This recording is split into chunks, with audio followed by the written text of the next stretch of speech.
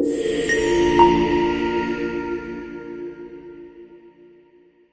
Everyone, నేను మీ Satya Santosh, global market analyst, certified stock market and investment expert. Global markets, gold and ఇతర asset classes సంబంధించి మనం ఎప్పటికప్పుడు మీకు most accurate and reliable information అయితే షేర్ చేస్తూ ఉన్నాము అండ్ బెటర్ అనాలిసిస్ అయితే ఇస్తూ ఉన్నాము. అయితే రీసెంట్ టైమ్స్లో చాలానే జరిగాయి, కొన్ని కీ అప్డేట్స్ కూడా మనకి వచ్చాయి. అయితే ఈ వీడియోలోకి వెళ్ళే ముందు నేను 2 ఇంపార్టెంట్ పాయింట్స్ చెప్పదలుచుకున్నాను. ఒకవేళ మీరు మొదటిసారి ఈ ఛానల్కి వచ్చినా లేదా మొదటిసారి ఈ వీడియో చూస్తే గతంలో నేను గోల్డ్ సిల్వర్ సంబంధించి ఇచ్చిన అనాలిసిస్ అవి కూడా చూడండి. మే లాస్ట్ వీక్లో కొన్ని అప్డేట్స్, తర్వాత మన ఛానల్లో ఇచ్చిన అప్డేట్స్ ఒకసారి చూడండి. సో దట్ మీకు ఒక కంటిన్యూటీ అయితే ఉంటుంది. సో దట్ మీరు రిలేటెడ్గా అర్థం చేసుకోగలరు. సడన్గా వచ్చి ఇప్పుడు ఈ వీడియోలను చూస్తే గతంలో చెప్పింది మీకు కొంతవరకు అర్థం కాదు. అది కాకుండా మోస్ట్ ఇంపార్టెంట్ థింగ్ డిస్క్లైమర్. నేను పదే ఛానల్ ద్వారా లేదా ఇతర సోషల్ మీడియా ప్లాట్ఫామ్ ద్వారా అందరికీ చెప్పేది ఒకటే. సోషల్ మీడియాలో చెప్పేది వేరు, అనాలిసిస్ వేరు, స్ట్రాటజీస్ వేరు, ఇన్వెస్ట్మెంట్ రికమెండేషన్స్ వేరు. సోషల్ మీడియాలో నేను కాదు ఇంకెవరైనా చెప్పినా కూడా నమ్మొద్దు. మీకు మీరు అర్థం చేసుకొని అది మీరు డిసైడ్ చేసి మీరు ఇన్వెస్ట్మెంట్ చేయాలి. అంతేగాని ఎవరో చెప్పారు అని చెప్పేసి మీరు బై సెల్ చెయ్యొద్దు. మీకు ఒకవేళ ఎవరైనా అడ్వైజర్స్ ఉంటే అడ్వైజర్ ఒక సలహా తీసుకుని డెసిషన్ తీసుకోండి. నేను బై అని చెప్తాను, ఇంకెవరో సెల్ అని చెప్తారు. మార్కెట్లో డిఫరెంట్ పీపుల్ డిఫరెంట్ ఒపీనియన్స్ చెప్తాను ఉంటారు. ఏదో ఒక ఫోమోతోనో లేదంటే ఒక గ్రీడ్తోనో లేకపోతే ఒక ఇంట్రెస్ట్తో ఎప్పుడు కూడా డెసిషన్ తీసుకోకూడదు. Individual risk profiling and goals, తర్వాత వాళ్ళ ఇన్వెస్ట్మెంట్ జర్నీ, ఇవన్నీ కూడా అర్థం చేసుకుని ఏదైనా బై సెల్ తీసుకోవాలి. ఎందుకంటే నేను పదే గమనిస్తూ ఉన్నాను. డ్యూ టు లాస్ట్ ఒక 5 years సోషల్ మీడియా ఇంపాక్ట్ వల్ల పబ్లిక్ చాలా వరకు సోషల్ మీడియాలో ఉన్న కంటెంట్ని నమ్మేస్తూ ఉన్నారు. రియల్ అనాలిసిస్ అంటే ఏంటి, అడ్వైజర్ అంటే ఏంటి చాలా మందికి తెలియదు. తెలుసుకునే ఆ ఓపిక కూడా చాలా మందికి లేదు. సో ఇది నేను చాలా సీరియస్గా చెప్తా ఉన్నాను. సోషల్ మీడియాలో నేను కాదు ఇంకెవరైనా ఏదైనా చెప్తే ఆ డెసిషన్ తీసుకోకండి. మీకు మీరు నిర్ణయం తీసుకోండి. లేదంటే మీ యొక్క అడ్వైజర్ని, సెబీ రిజిస్టర్డ్ అడ్వైజర్ని కన్సల్ట్ అయ్యి మీ యొక్క డెసిషన్ అయితే తీసుకోండి. రీసెంట్ టైమ్స్లో నేను ఎగ్జాక్ట్ రేంజెస్ లేదా ప్రైసెస్ ఇవి కూడా చెప్పట్లేదు. బికాజ్ ఇక్కడ నెంబర్ ఆఫ్ పీపుల్ ఉంటున్నారు. ఎగ్జిస్టింగ్ ఇన్వెస్టర్స్, కొత్త వాళ్ళు, పాత వాళ్ళు, కొత్తగా ఇన్వెస్ట్మెంట్ చేయాలి, వీళ్ళు చాలా వరకు తప్పుడు వేలో డెసిషన్ తీసుకుంటూ ఉన్నారు. నేను చాలాసార్లు చెప్తా ఉంటాను, ఒక ఇన్ఫర్మేషన్ అందరికీ సూటబుల్ కాదు, అందరూ ఒకేలా అర్థం చేసుకోలేరు. దట్టు చాలాసార్లు జరుగుతున్న ప్రాబ్లం ఏంటంటే డౌన్ ట్రెండ్ ఉండేటప్పుడు అమ్మేస్తూ ఉన్నారు, అప్ ట్రెండ్ ఉందంటే కొనేస్తూ ఉన్నారు. మిగతా పాయింట్స్ అండ్ మిగతా అప్డేట్స్ తెలియక మళ్ళీ కాంటాక్ట్ చేస్తాం. సో ఇవన్నీ కూడా కొంతవరకు ఇబ్బంది అవుతా ఉంది. దట్ ఈస్ రీజన్ నేను ఎగ్జాక్ట్ ప్రైస్ ఇంత పర్సెంటేజ్ పెరుగుతుంది, ఇంత పర్సెంటేజ్ తగ్గుతుంది, లేదంటే ఈ ప్రైస్కి వెళ్తుంది అని చెప్పి నేనైతే చెప్పట్లేదు. ఇక్కడ కేవలం ఫండమెంటల్స్ గురించి నేను మాట్లాడు. ఇప్పుడు లాస్ట్ 1 weekలో మనం చాలా అబ్నార్మల్ చేంజెస్ అయితే చూసాము. మండే, ట్యూస్డే గోల్డ్లో ఒక హెవీ ఫాల్ కూడా మనం చూసాము. సిల్వర్లో కూడా ఆ ఫాల్ అయితే చూసాము. అయితే నేను ఒకసారి మన లాస్ట్ May 20 తర్వాత ఏం జరిగింది మార్కెట్లో అండ్ మనం చెప్పిన అనాలిసిస్ ఆ ట్రెండ్స్ ఎలా జరిగాయి అండ్ దీంతోపాటు నెక్స్ట్ వీక్లో మార్కెట్లో రాబోతున్న key updates and gold, silver, తర్వాత ఇతర వాటి మీద ఎలాంటి ఇంపాక్ట్స్ ఉంటాయి ఇవన్నీ కూడా మనం మాట్లాడదాం. ముందుగా మీరు గమనిస్తే లాస్ట్ May 20 ఆ టైంలో నేను ఒక వీడియో అయితే షేర్ చేశాను. ఎఫ్ఓఎంసి మనకి ఫెడ్ యొక్క చైర్మన్ యొక్క ఎఫ్ఓఎంసి మినిట్స్ ఉన్నాయి. మోస్ట్లీ ఆ రోజు మీకు నెగిటివ్గా ఉంటుందని చెప్పి చెప్పడం జరిగింది. దాంతోపాటు ఒకవేళ ఏదైనా కారణం వల్ల ఆ రోజు ఫాల్ జరగకపోతే ఆ ఫాల్ అనేది ఫర్దర్గా అయ్యే ఛాన్స్ అయితే ఉంటుంది. ఈరోజు డిఫరెంట్ ఫ్యాక్టర్స్ వల్ల అది మనకి కొంతవరకు క్లారిటీ అయితే లేదు. బట్ ఆ రోజు నుంచి గోల్డ్, సిల్వర్లో నెగిటివ్ ట్రెండ్ అయితే ఉంటుందని చెప్పి నేను చెప్పడం జరిగింది. ఎఫ్ఎంసీ మీటింగ్స్ యొక్క మినిట్స్ మనం గమనిస్తే చాలా వరకు అది డాలర్కి స్ట్రెంగ్తన్ అండ్ ఇన్ఫ్లేషన్ స్ట్రాంగ్గా ఉందని చెప్పి ఆ రోజే వాళ్ళు చెప్పారు. ఆ తర్వాత మనం చూస్తే గోల్డ్ ఆ రోజు చాలా వరకు కరెక్షన్ కాలేదు. అంతకుముందే 15వ తారీఖు మే నుంచే కొంత కరెక్షన్ అయితే మొదలైంది కాబట్టి May 20 పెద్ద కరెక్షన్ అయితే కాలేదు. అదే టైంలో అమెరికా అండ్ ఇరాన్ మధ్యలో ఉన్న కొన్ని పీస్ స్టాక్స్ ఇవన్నీ కూడా కొంతవరకు పాజిటివ్గా కనిపించేసరికి మీకు అక్కడ ఆ 2 రోజుల్లో ఎక్కువగా ఫాల్ అయితే జరగలేదు. బట్ 25 ఆ తర్వాత నుంచి చూసుకుంటే మనకి సడన్గా గోల్డ్, సిల్వర్లో ఒక ఫాల్ అయితే స్టార్ట్ అయింది. June 1st వీక్లో అయితే చాలా ఎక్కువగా మనకి ఆ ఫాల్ అయితే కనిపించింది. ఇంటర్నేషనల్ మార్కెట్లో గోల్డ్ అయితే ఆల్మోస్ట్ $4,060 వరకు కూడా పడిపోయింది.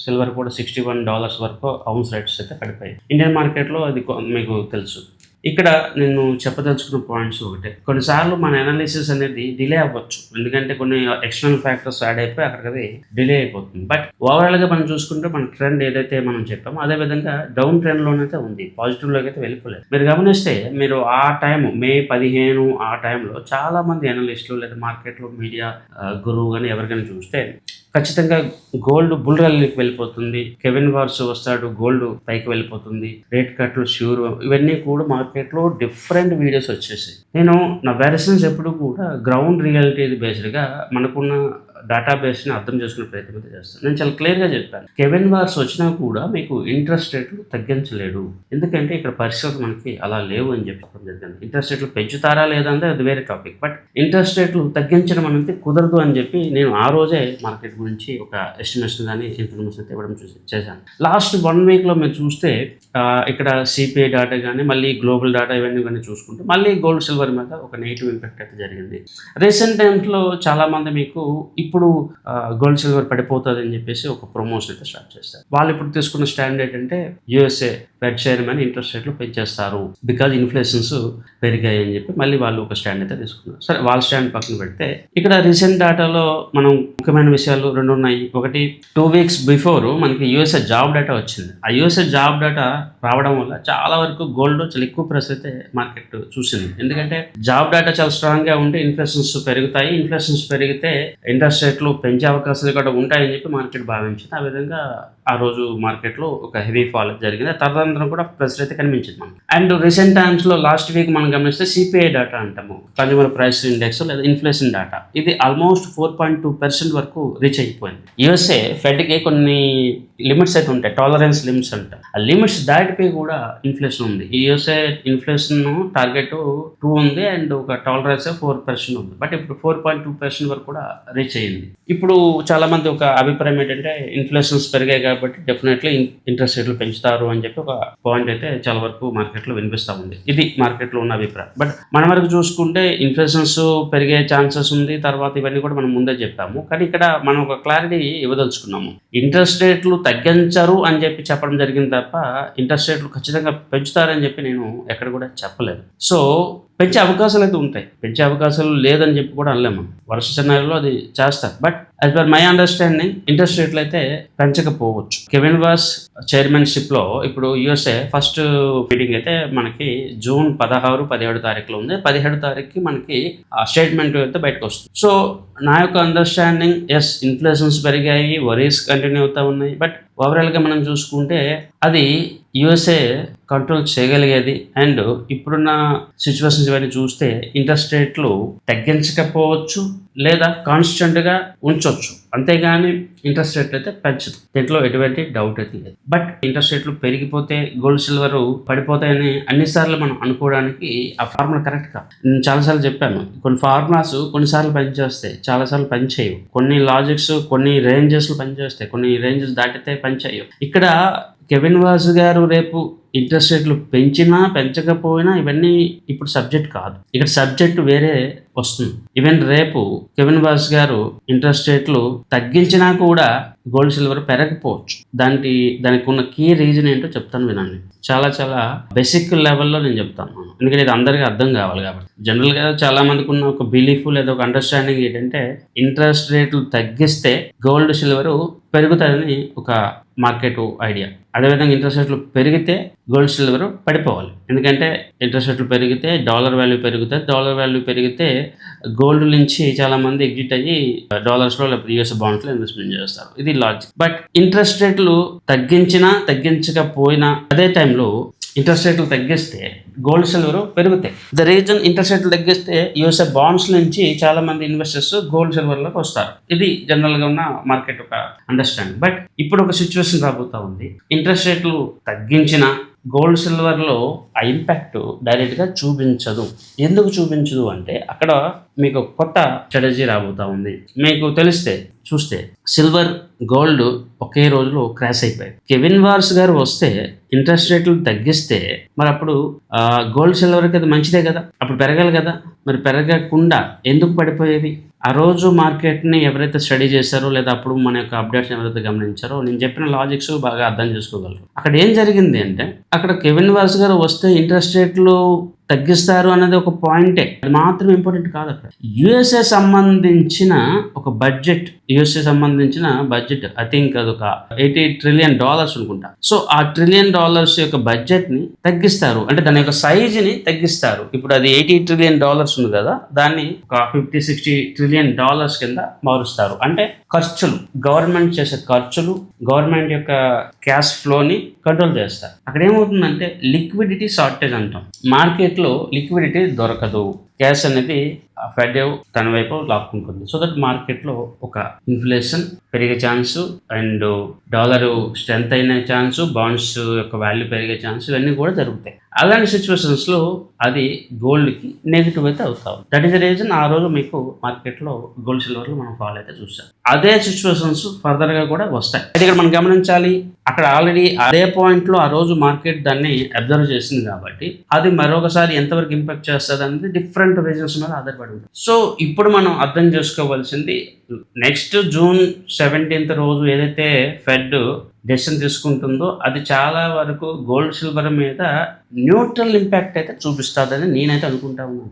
ఎయిదర్ ఇంట్రెస్ట్ రేట్లు పెంచకపోయినా తగ్గించినా కూడా అది పెద్దగా ఇంపాక్ట్ అయితే చూపించదు, అది న్యూట్రల్గా ఉండే అవకాశాలు చాలా ఎక్కువగా ఉన్నాయి. ఇక్కడ మనం అర్థం చేసుకోవాల్సింది, న్యూస్ అనేది ఏ టైంలో వస్తూ ఉంది, ఎలాంటి సిచ్యువేషన్లో వస్తుంది అనేది చాలా చాలా ఇంపార్టెంట్. ఇప్పుడు రేపు ఇన్ఫ్లేషన్స్ పెరిగాయి కాబట్టి నేను వడ్డీ రేట్లు పెంచేస్తున్నాను, 25 BPS పెంచేస్తున్నాను అని కెవిన్ వాల్స్ స్టేట్మెంట్ ఇచ్చారు అనుకోండి, అది ఆల్రెడీ మార్కెట్లో డైజెస్ట్ అయిపోయింది. దట్ ఈస్ ద రీజన్ మీకు లాస్ట్ 10 days నుంచి మార్కెట్లో మనం డౌన్ ట్రెండ్ అయితే చూస్తూ వచ్చాం. సో కొత్తగా వచ్చిన స్టేట్మెంట్ ఎటువంటి ఇంపాక్ట్ అయితే చూపించదు, రైట్?